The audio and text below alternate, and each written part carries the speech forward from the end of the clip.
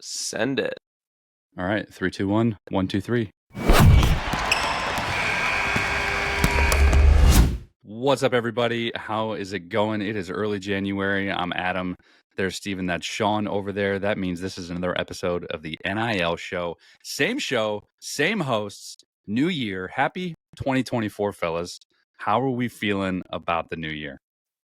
We're feeling great. Feeling good? Any super fun New Year's sellies? I saw you were eating sushi, Steven. Was that I all was you eating can eat sushi? It was not all you can eat, but it was sushi, and it was delicious. How about you guys?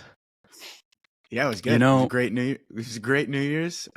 It's always a little different for me because my wife Cassidy, her birthday is on New Year's Eve, so we tend to have a little bit extra celebration this year. Steven did his fancy sushi night. We had all you can eat sushi at noon on that day, but it was a great day. We That's a bold move. All you can eat sushi at noon, because that means you're pretty much laid up for the rest of the day.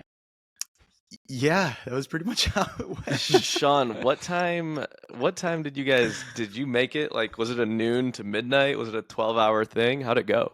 So the way it worked was we just had a revolving door in and out of people who could come through and say hello and say happy birthday and then move on to their New Year's plans, whatever they wanted to do. And yeah, for me, Cassidy and her mom and one other friend, we were there the entire time. It was a long day, but it was a good day. Got to see a lot of good people. What'd you do, Adam?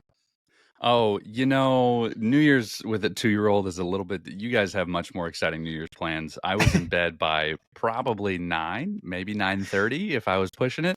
Woke up to you're in bed early when you miss all of your East Coast friends texting you Happy New Year. I was long gone. Yeah, I was long gone at that point. So we had gone out for the week in between and seen some family in Southern California. So New Year's Eve was a travel day.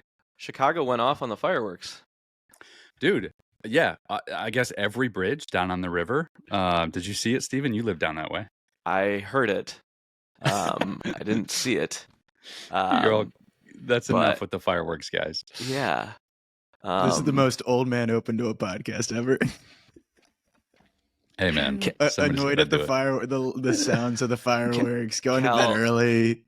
Cal didn't wake up at midnight asking for a bottle. Like, yo, pops, why are you asleep? I know. He's like, give me the bottle service. Let's do this, Dad. Yeah. No, fortunately, we're well past that. But it was good. We got an exciting year ahead of us. 2023 was exciting. That's what we want to kind of talk through, riff on a little bit today, but we also have some exciting things about 2024. Let's not go in chronological order. Let's kind of jump around here a little bit. Let's talk the news of the day. It is bowl season. Sugar Bowl and the Rose Bowl were both marquee games. Sean, you had to stay up well into the evening for the Sugar Bowl.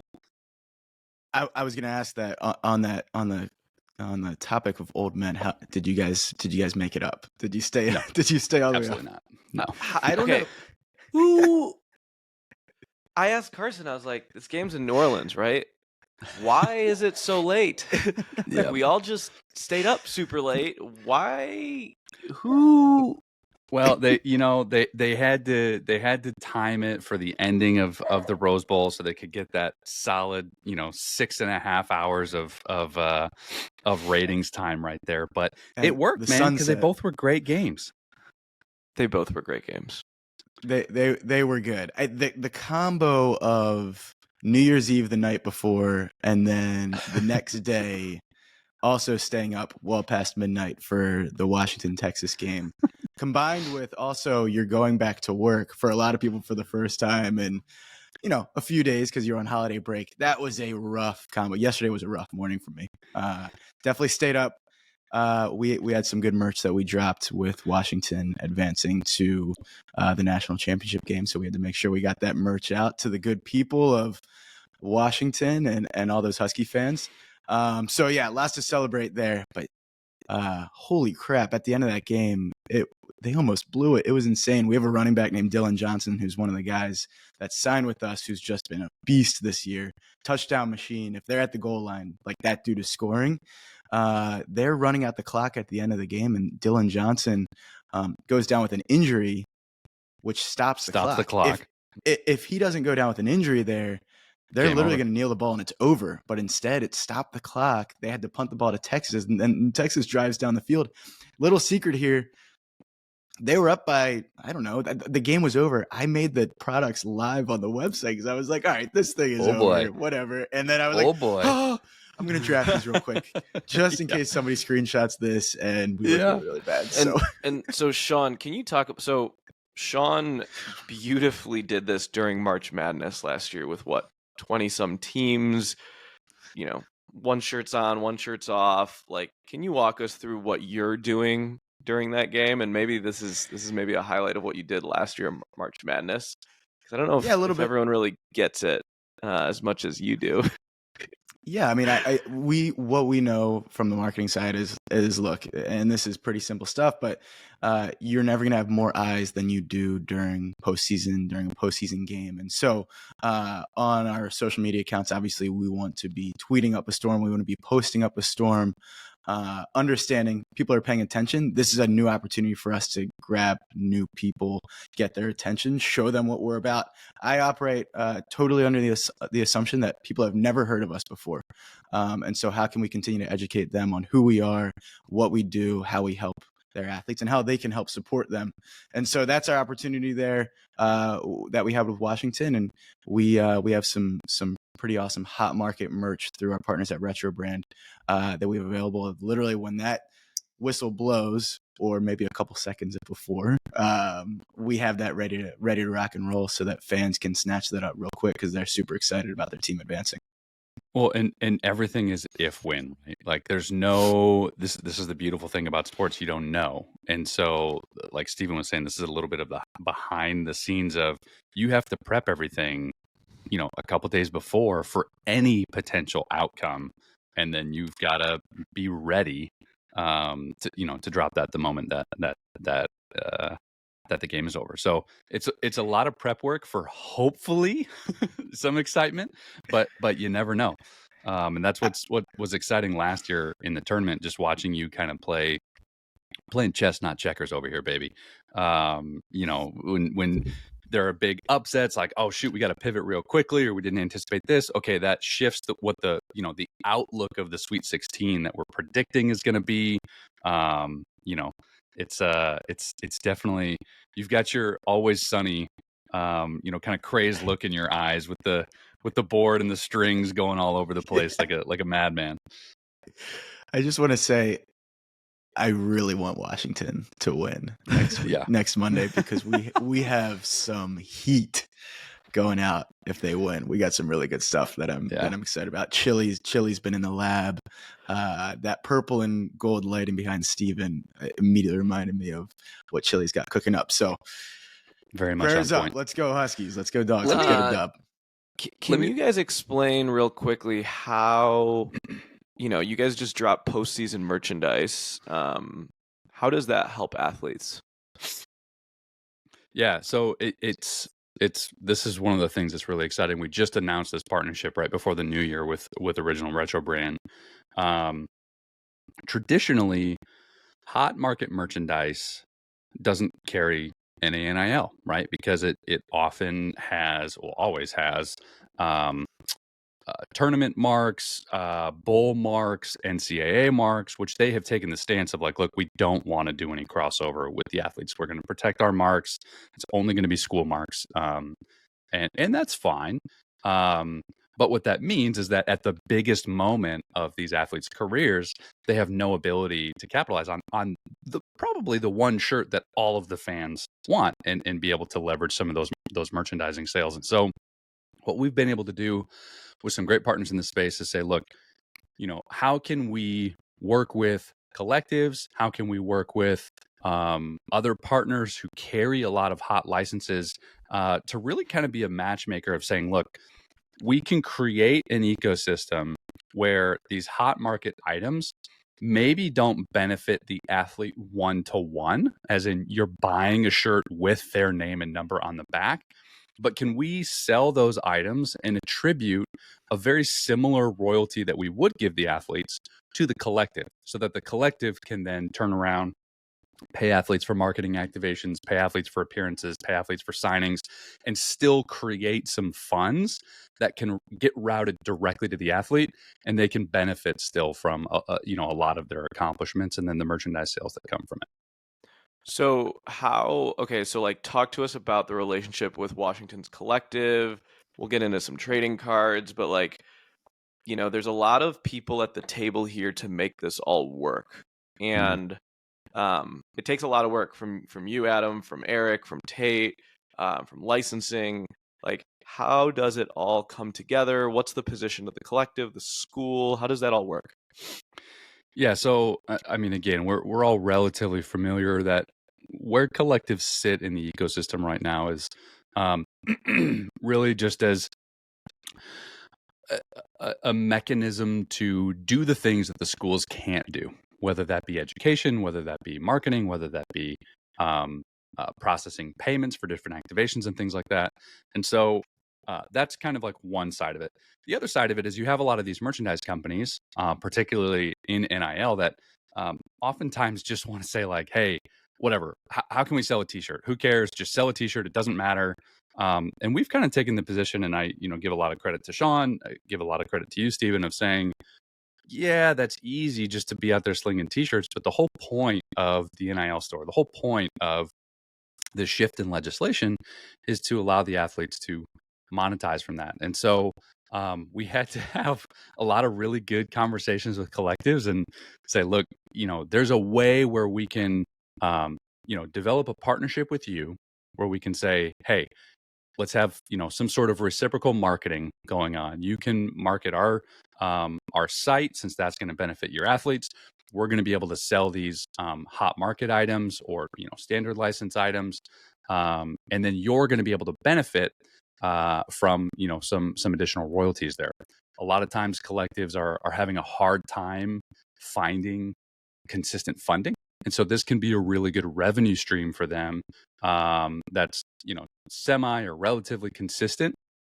It's not going to be, the $1 million that they're getting from a single donor, but it can be a really good, consistent revenue stream then that they can, in turn, pay their athletes. So it takes the right collective who understands how kind of the ecosystem works, and somebody who's creative and somebody who can is willing to maybe think differently about things than they've traditionally been approached. And Washington's collective is super cool.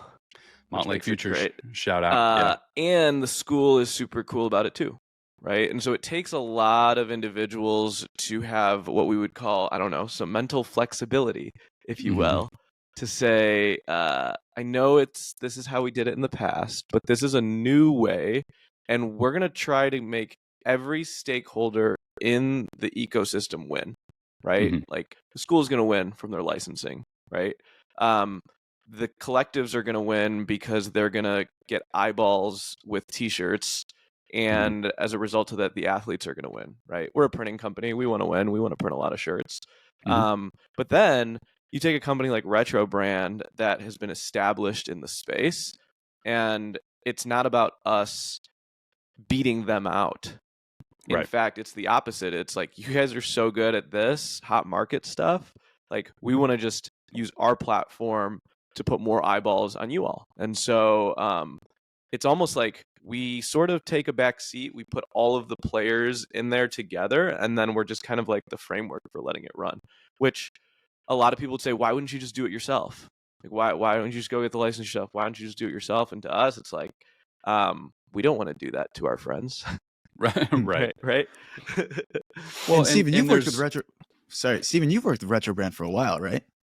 Jed has worked with Retro Brand for a while. My business partner, who's 63 years old, printed hot market shirts with Illinois and John Hofer in 2005. So, like, that history goes way back when I was in grade school.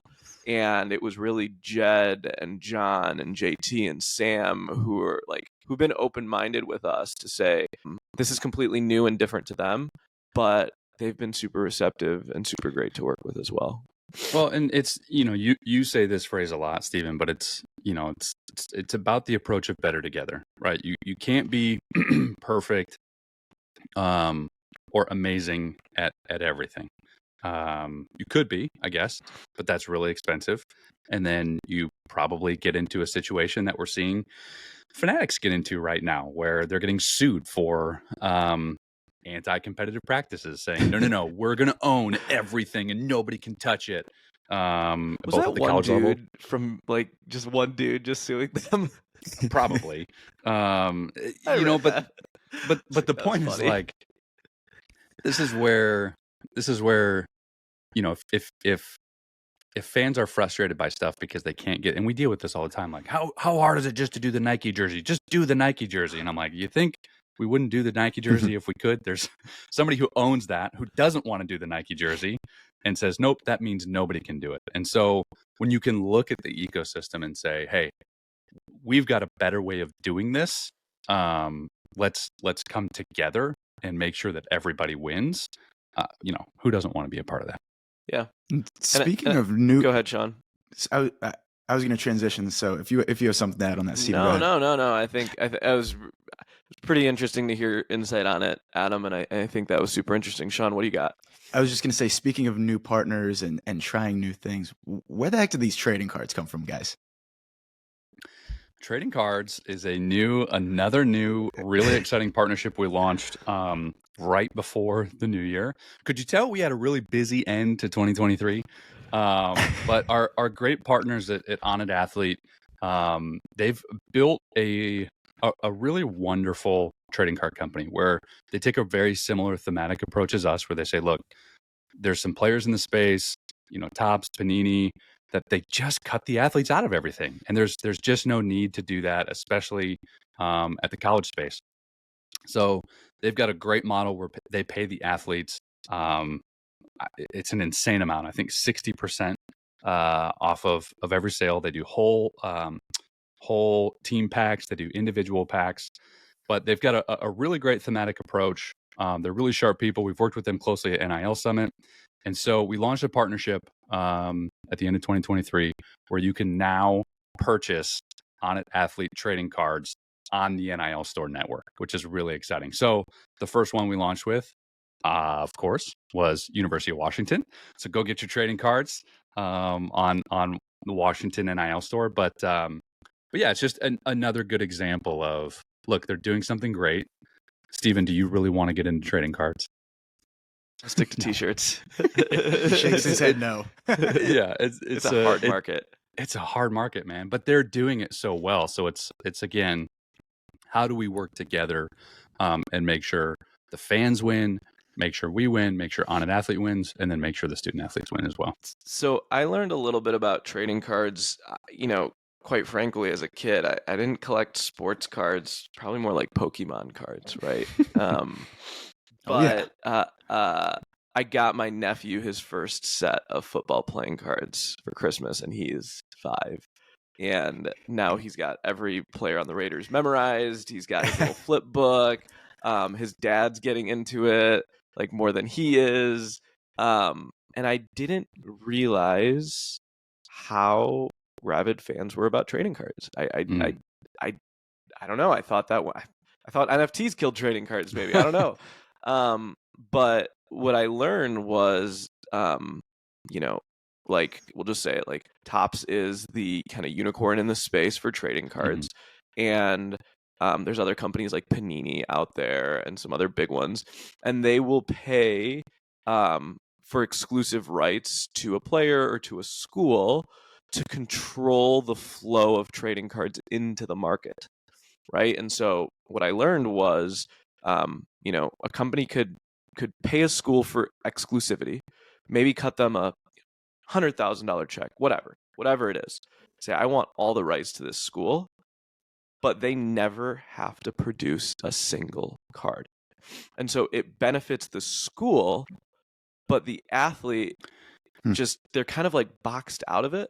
Am I saying this right, Adam? In the way No, that you're 100% saying it right. And so what that means is that, Steven, if I wanted to go buy Alabama football trading cards, if Topps has the Alabama trading card license, can I for sure go buy those cards? No, because they might not exist, right? So who decides that?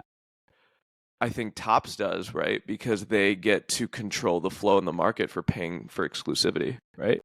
So does the athlete then get, this is crazy. Does the athlete, so if they're paying for exclusivity for that channel, does the athlete get paid then from that exclusive, whatever payment that they're giving the school? I don't believe so. I believe the school does. That is insane. Unless Topps has a 1-to-1 agreement with a player, right? But so on one side, I understand the concept because if you overflood and saturate the market, nothing's a collectible anymore. Right. So, where's that balance where you want to create exclusivity, you want to create, scarcity, you want something to be rare, you don't want it to be easily accessible, but you also want it to be equitable, right? Well, I think back to my dad collected baseball cards like a banshee when he was a kid, and we still have like shoe boxes and shoe boxes and shoe boxes of them. And like this is the crazy thing about that kind of scarcity piece of it. You didn't have a team that just straight up didn't have trading cards, right? Like you didn't have the Dodgers where you're just like, oh yeah, they just you just can't get them. But the scarcity came from maybe the type of card or the player themselves, right? Like, okay, there's only going to be, a couple Bo Jacksons that are out there in the market, or there's only going to be, one Honus Wagner rookie card or whatever. But that's insane to me that it's just like, yeah, we're just not going to sell them, but also nobody else can sell them. And it makes sense in professional sports when that's through your players association or collectively bargained for and all that. And so I think where OnIt is coming in is they are going and spending time educating schools and creating almost this new white space for team packs is what it sounds like. And they're actually getting signatures. They're actually rev sharing in real time. And I don't know. Do you think Topps looks at it and is pissed off about it, or do you think they're like, yeah, that's fine? Like, how do you think they look at it? Without asking them, Topps, if you're out there listening, love your feedback. Give us a call. Let us know what you think. I would imagine, just based on what I've seen them do in the space in other areas, that they're not pleased by it. I think they have a pretty strong position of saying, no, we want to control every part of it, and that means if we decide not to put it out in the market, then that's our choice because we don't want it in the market. But I think as fans kind of, I don't know, get a bigger voice, maybe as athletes get a bigger voice, I don't think that stance is going to be able to last very long. I think that's where you're getting into the antitrust stuff. Do you think Topps is more worried about Panini than they are college NIL trading cards? Yes, 100%. I think for companies like Topps and Panini, I mean, you can just look at the revenue that's generated by them. I think every time you look at the comparison of college to pros is a significantly bigger market. And I think the college stuff in comparison is more of just a sweetener, small percentages based on direct comparison. So I think they're probably focused more on their competitors in the pro space than they are in the college space, which, then begs another question.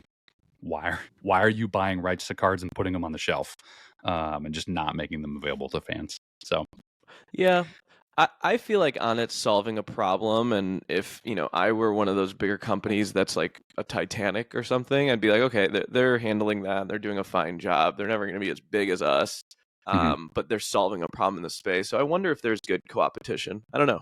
I'm curious. Yeah. We probably should have Chad and Rob and the OnIt guys on here to chat and riff on it a little bit because they're pretty open about it. We gotta coin that term, co-opetition. I like that. Keep them close.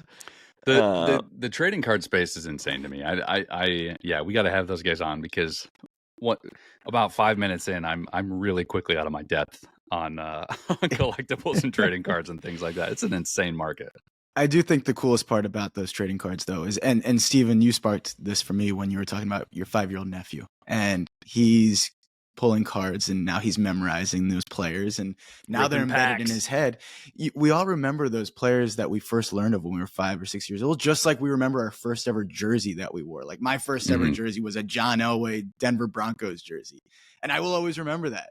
And so when you can fill that space, whether it's from merch, whether it's from trading cards, and really have an impact from a young age, that's really, really cool to play a part in. So keep a lookout. We're going to have a lot more trading cards dropping through OnIt Sweet. across a lot more of our stores. So as we turn the page, we'll talk 2024 in a bit. It's officially basketball season, which is going to be wild because our footprint has multiplied. Yes. I do want to spend a couple minutes reflecting on 2023 just to get some of the quick hits and highlights from each of you. Sean, favorite moment from 2023. What do you got?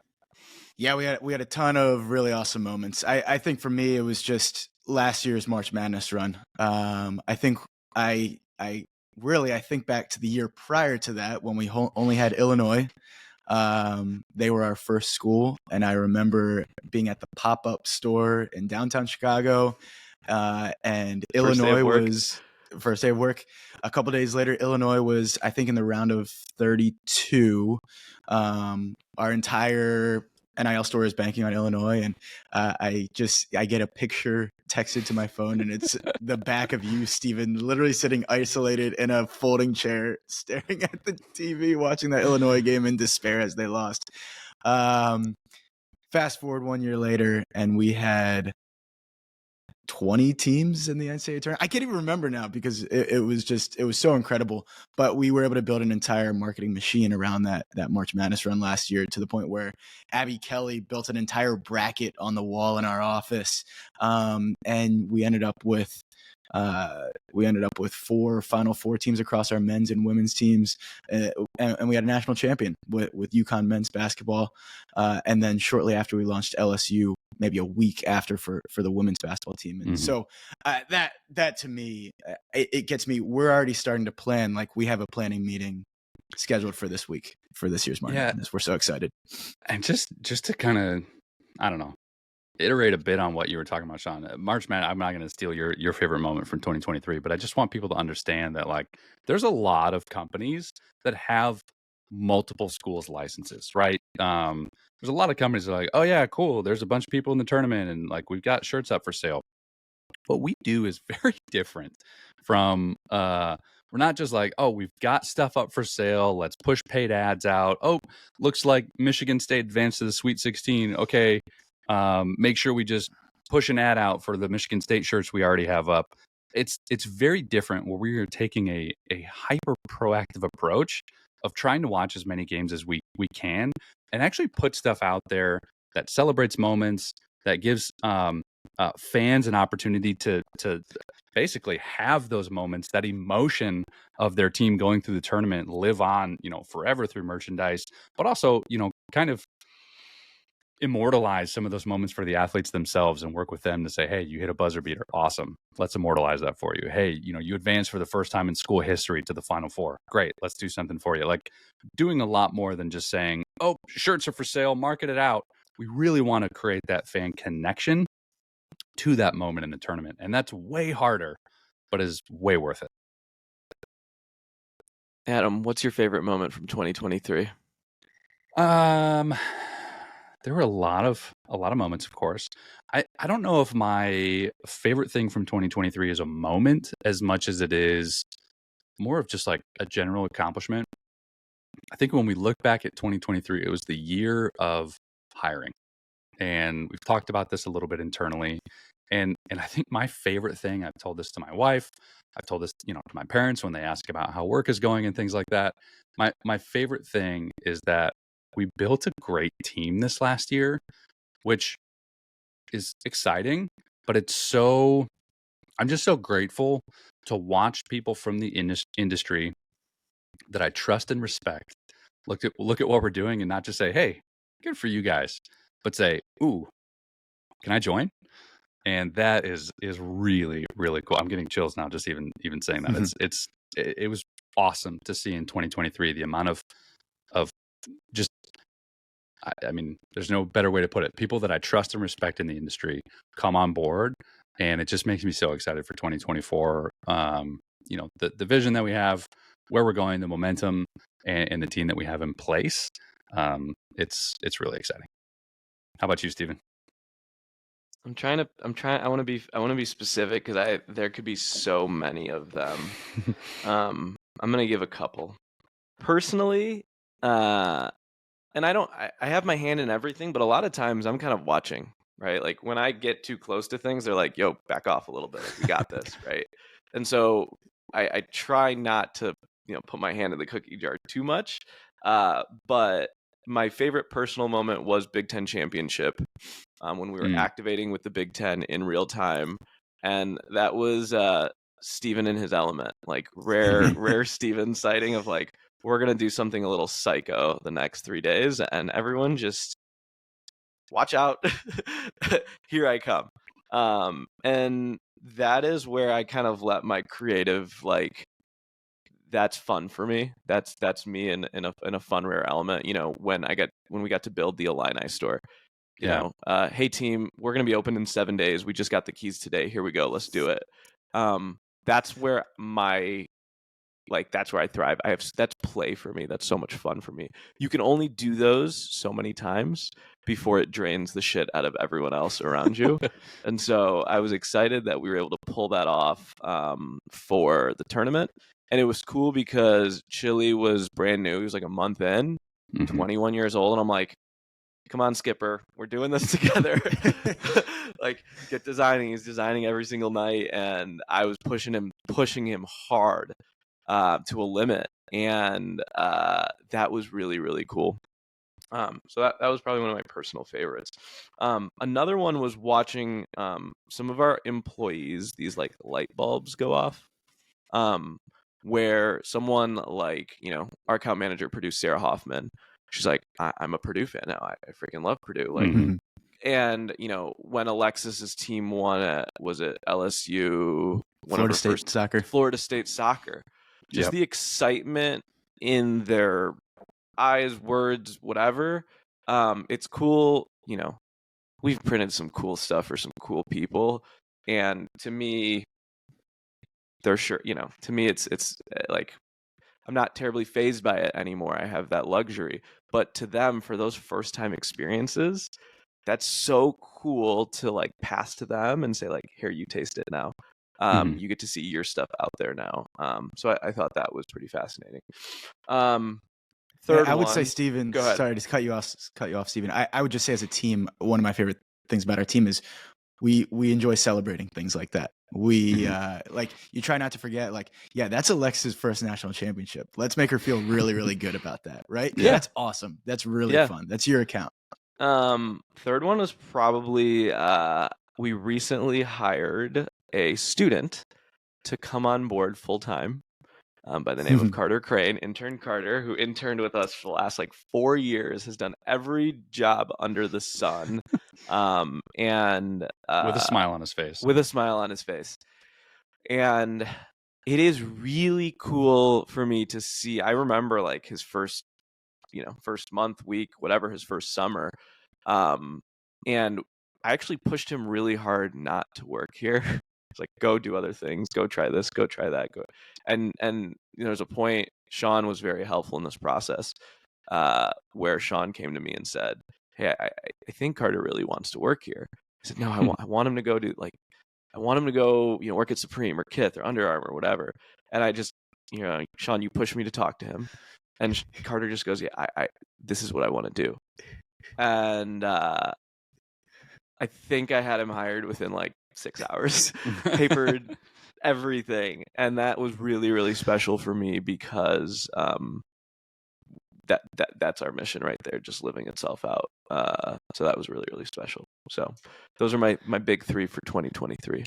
I have a bonus one that came to my mind when you were talking. Abby Kelly, one of our marketing employees, put this in the chat on Slack the other day. She was at the airport over the holidays, and I can't even remember what airport or what school, but she was like traveling with her family, walking through the airport, and she's like, "Hey, that's that's our shirt. And she was able to like point out to her family in the airport, like, hey, we did that. Which is, that's always fun too. When you can see, the rest of your team be like, oh, that's NIL out in the wild. I love it. We were at Sean's for New Year's Day, Darty, and one of Sean's friends walks in with a shirt, and I'm like, that's an NIL shirt. We didn't print that. And I'm just like scoping it, and I'm like, I didn't know him, and I almost like pulled his tag up. You're like, let me see that tag. I was like, I know where you bought that from. And Sean's like, what, are you going to go feel his chest right now? And I'm like, no, I'm not going to feel his chest. Got to test the printout. I was like, but no. And I was like, oh, ballsy. Did you do that on purpose? I said, Brian, we're going to have a little chat after this one. I'm inviting my CEO over. Come on, man. Yeah. But that's funny. Any other 2023 riffs? Man, if you haven't looked at our social channels, go take a look. We did a recap of 2023. That's another thing that I think is really awesome. I'm just so grateful for the marketing team. Sean, what you guys do is great, and Abby and Paige, because it's cool to see like kind of the quantifiable growth kind of put out there from fan engagement and things like that. I mean, you're seeing hundreds of percents of engagement increase, thousands of athletes added. I think if you haven't gone to the NIL Store Instagram and seen the 2023 recap, please do. That's another really cool thing. And we're coming across a big money milestone for athletes that I'm sure we'll be celebrating pretty soon. Yeah. So stay tuned. We're holding that. March Madness, guns blazing. There's going to be some things coming out of left field. What are your predictions for the new year? What do you predict for 2024? Go for it, Sean. I know you've been thinking about this a little bit. Yeah, no, I was just going to add on to 2023, and I think this is a continuation into 2024, is that we're going to continue to see a major movement in favor of athletes earning compensation, financially benefiting athletes. I think we're going to see continued movement here as perspective and ideas are shifted. These long cemented ideas that a scholarship is enough for an athlete. I think that people are going to continue to be awoken a little bit and be like, oh yeah, wait a minute. Those athletes would play in that bowl game if they received a cut. Wait a minute, athletes receive nothing from that, just the administration. So I think that's going to continue to shift. I also think conference realignment. I think there's going to be some continued realignment there. It seems like with the ACC, there's a lot of smoke there with Florida State, some other schools, which makes me sad. Maryland was in the ACC at one point. It's an amazing conference. So I don't think conference realignment is finished. So if you're old school in that way, I'm sorry. Buckle up. Yeah. What about you, Steven? I think what we're going to start to see is like, if you're living under a rock, you don't believe in NIL. Mm-hmm. That should really start to go away, right? Like the naysayers of, whatever, like that's almost old news now. And so I think what we're going to start to see, and we're seeing it more and more with top athletes getting commercial deals, right? Whether it's State Farm commercials, Subway commercials, just we're starting to see that, which is, they're raising it up for all their peers as well, right? And so I think what we're starting to see is these bigger companies are starting to take notice of it and trying to find ways to get involved, which sort of actually makes our job harder because some of them have huge dollar signs they can throw at players, and our model is a little bit different. But overall, it's a good thing to see. And so I think I'm excited for the tournament this year because I'm excited to see how many athletes make the commercials. Like, what if there was a world in which every commercial during March Madness had to have an athlete in it? That'd be amazing. Be a lot of money going to athletes. If you what if whoever CBS or whoever aired it, whatever, is like any commercial must have an NIL deal attached to the athlete, and it was just this potluck of advertisements and stuff like that. That would be super rad. I think we're going to see a lot more of that. There's a good idea, CBS. When you're listening to us, you can have it. What you got, Adam? I think I don't know if this is like a unique hot take, but I think we're going to continue to see a huge growth in women's college sports. I think, you know, outside of the WNBA, a women's pro volleyball league is coming next year, but pretty much, the college level is the de facto professional level for women's sports. And I think you're going to see a continued investment there. I think you're going to see a continued growth there from like fan numbers, engagement, which, is awesome because I think that the product on field deserves that. It's really competitive. It's really great. It's really exciting. I told you this a long time ago, Sean. I was like, you watch women's volleyball and it is going to take over. It still is on the rise. I think it's not done yet. So I think we're going to see a huge growth of women's sports, which is really exciting. And I agree with you. The shakeup is not close to being over, whether it be conference realignment, whether it be, the NCAA trying to figure out what do we want to do with NIL. What Charlie Baker talked about, we mentioned this a couple weeks ago, but what Charlie Baker talked about in his proposal, I don't think is going to be the final picture, right? Like we're going to go back and forth all year. So I don't think that the shakeup of what the future of NIL and college sports looks like is anywhere close to over. So much like with the conference realignment, if you don't like change, I don't know what to tell you. We're in it. You better buckle up. It's not stopping anytime soon. Guys, so. I have a couple hot take questions. Will collectives still exist in 2024, or will they be rolled under the university? 2024, yes. 2025 remains to be seen. 2026, I highly doubt they will exist as they do today. Sean, what do you think? I agree. I'm fully on board with that. Yeah, I don't think they're going anywhere this upcoming year, though. All right, next question. Charlie Baker's plan.